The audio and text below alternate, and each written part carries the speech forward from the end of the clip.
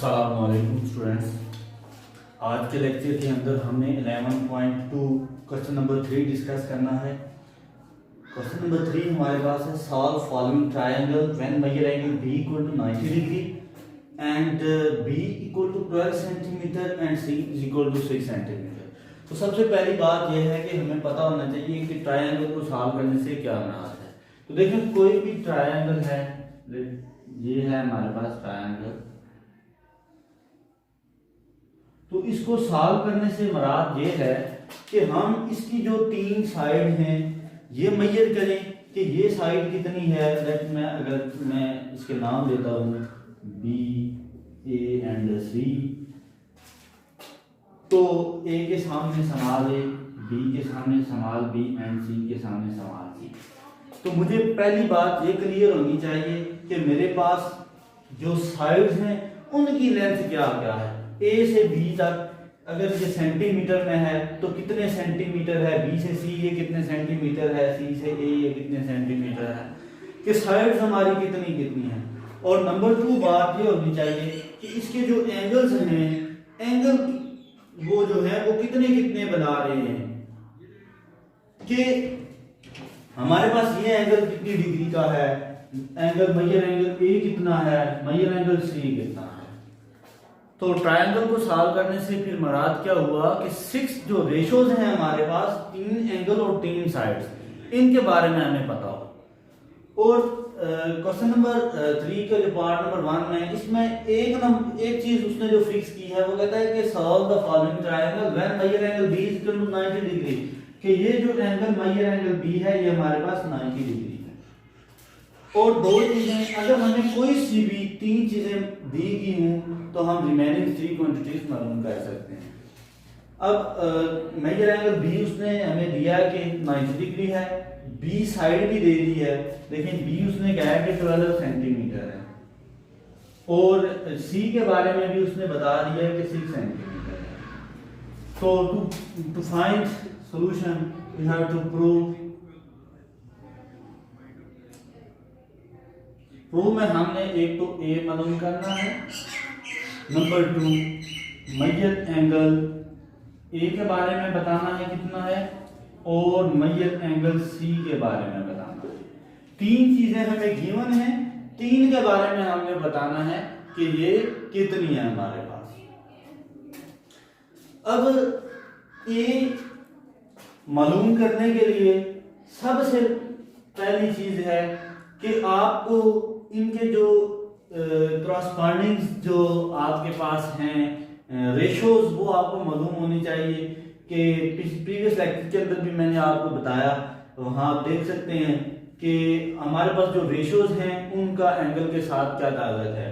तो उसके बारे में बताया कि अगर यहाँ पे मैं एंगल ये मेजर एंगल A की बात करता हूँ तो इसके रेफरेंस से इसके सामने ये परपेंडिकुलर होगा, ये हमारे पास हाइपोटेन्यूज है, एंड 90 के सामने हाइपोटेन्यूज, और एंगल के सामने हमारे पास परपेंडिकुलर, उसके साथ बेस की बात। तो अगर मैं मेजर एंगल A की बात करूं तो इसके लिहाज से मेरे पास जो साइन थीटा है, साइन मेजर एंगल A की जो अगर बात है, तो अगर मैं लेट कर लूं कि ये अल्फा है और ये बीटा है, तो साइन अल्फा फिर बराबर होगा, it's mean that major angle A अगर मैंने मालूम करना है तो मेजर एंगल A की बात मैंने इसको अगर अल्फा का नाम दिया है, इसका मतलब है मैंने अल्फा फाइंड आउट करना है।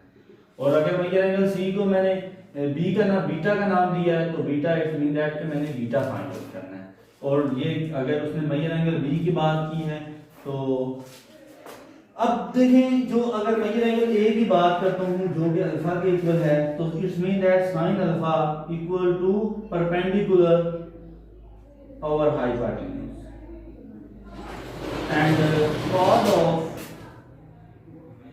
Alpha equal to base over hypotenuse, and tan of alpha equal to perpendicular over base. फिर इनके रेसिप्रोकल्स हैं कि cosecant of alpha equal to ये hypotenuse over perpendicular, secant of alpha equal to hypotenuse over base, and number 3 पे cot of alpha equal to base over perpendicular। कि यहाँ पे हमारे पास sin अल्फा परपेंडिकुलर और hypotenuse, cos of alpha base और hypotenuse, tan alpha perpendicular और base, जिनके रेसिप्रोकल्स sin अल्फा है परपेंडिकुलर और हाइपोटेन्यूज, तो कोसिकेंट अल्फा मेरे पास हो जाएगा हाइपोटेन्यूज ओवर परपेंडिकुलर, इसका reciprocal. Similarly cos alpha secant इसका रेसिप्रोकल होता है, और ये हमारे पास hypotenuse over base, and tan alpha हमारे पास आ जाएगा बेस ओवर परपेंडिकुलर।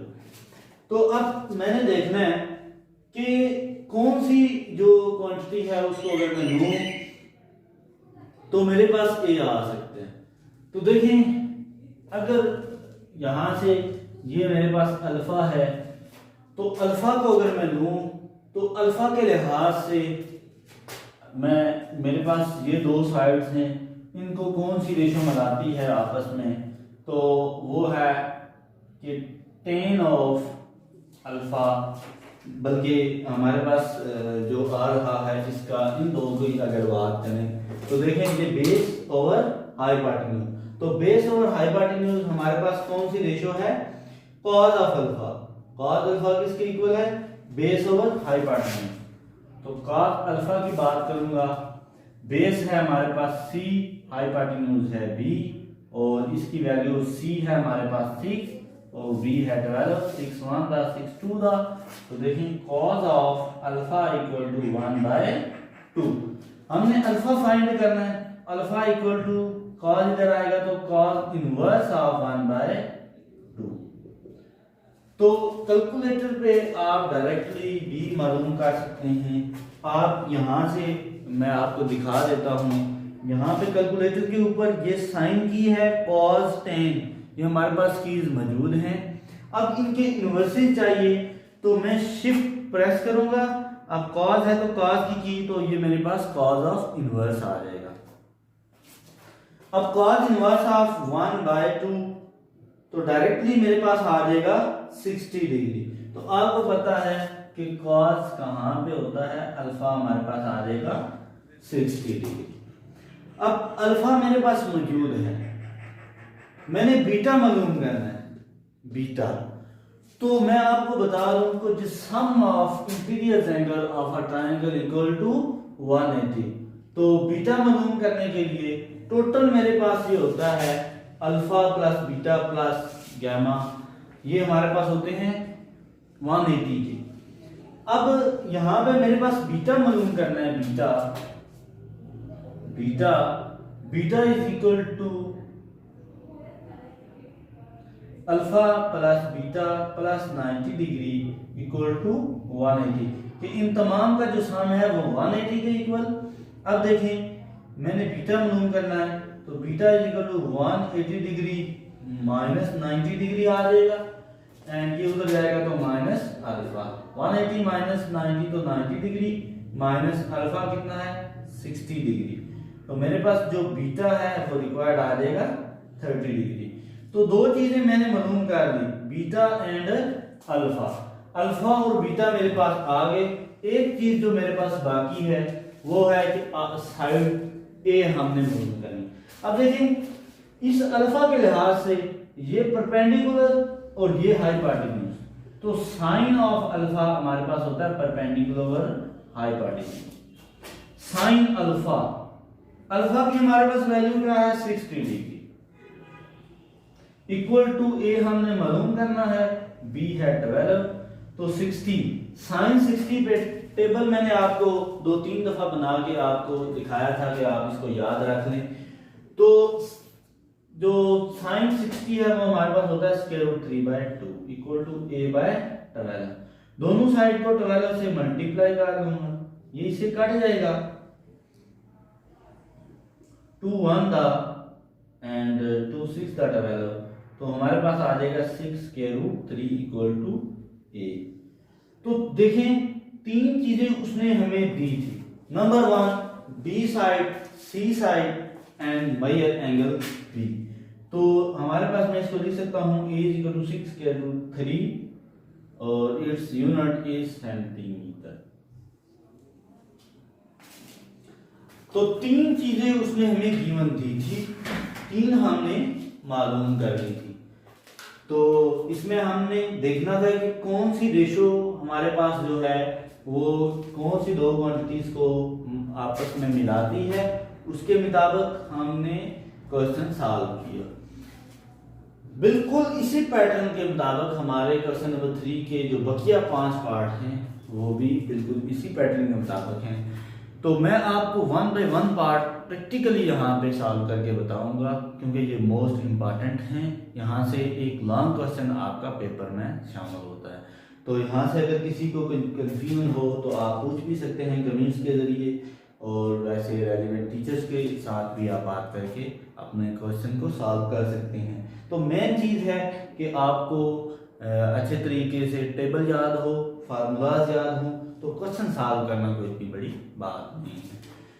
तो इसका क्वेश्चन नंबर 3 का पार्ट नंबर 2 की तरफ मैं बढ़ता हूँ।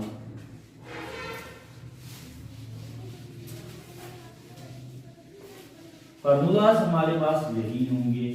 फिग में मैं अपनी जो है यहाँ पे वैल्यूज जस्ट चेंज होंगी, तो ये मैं अपनी वैल्यूज जो है ये चेंज कर लेता हूँ।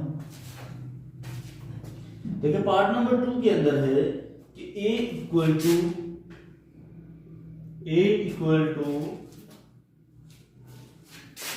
5th root of 3 and c equal to 5। तो इसको मैं डेसिमल में भी लेके जा सकता हूं। कैलकुलेटर के अंदर आप यहां से पुट करेंगे, देखें इसको मैं लिख सकता हूं a इक्वल टू 3 की पावर 1/5। ये हमारे पास रेडिकल फॉर्म है, ये एक्सपोनेंशियल फॉर्म है। तो 3 की पावर यहाँ पे 3 की आप प्रेस करेंगे, यहाँ पे x नॉट यहाँ पे आपको नजर आ रहा है, ये प्रेस करेंगे, इसकी पावर 1/2, बल्कि 1/5 है हमारे पास। तो यहाँ पे आपके पास इसका रिजल्ट आएगा 1.245। तो आप इसको डेसिमल में भी लिख सकते हैं 1.245। अब देखिए a की वैल्यू आपके पास गिवन है कि a इक्वल है 1.245। इसके अलावा c आपको गिवन है कि ये 5 है, और सेंटीमीटर इसका यूनिट है, c 5 centimetre and a 1.245 centimetre. हमने मालूम क्या करना है, एक अल्फा मालूम करना है, एक यहां से बीटा, और नंबर 3 हमने बी मालूम करना है। तो सॉल्यूशन में मालूम करूंगा alpha, number 2 beta and number 3 side C. तो देखें मेरे पास जो थर्ड इसकी चीज है वो ये है कि मैं इसका मालूम करूं कि हमारे पास अल्फा क्या आता है, बीटा क्या है, और देन हमारे पास सी क्या है। तो अल्फा, बीटा और बी मालूम करना है। देखें कौन सी रेशो है जो सी और ए को आपस में बनाती है, ए सी। तो देखें ए सी मीन्स के परपेंडिकुलर ओवर बेस, तो tan अल्फा है, इट मीन दैट कि tan of alpha equal to a by C. tan alpha equal to a की वैल्यू है हमारे पास 1.245 एंड c हमारे पास है 5 and alpha equal to tan inverse of 1.245 को मैं डिवाइड करूंगा 5 के साथ, तो मेरे पास रिक्वायर्ड आएगा 0.249। तो tan इनवर्स शिफ्ट दबा के tan वाली की प्रेस करूंगा, तो tan इनवर्स 0.249, तो मेरे पास आएगा 13 डिग्री।